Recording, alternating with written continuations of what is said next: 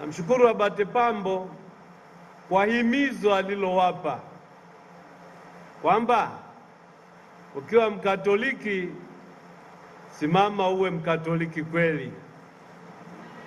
Usikubali kuwa Mkatoliki wa kubabaisha, Mkatoliki wa maigizo, Mkatoliki wa kubabaisha na kudanganya watu. Kuwa Mkatoliki kweli. Abate Christian alisema hapa kuna vinguo vilivaliwa vinaitwaje vile? Msio Wakatoliki wa vijora.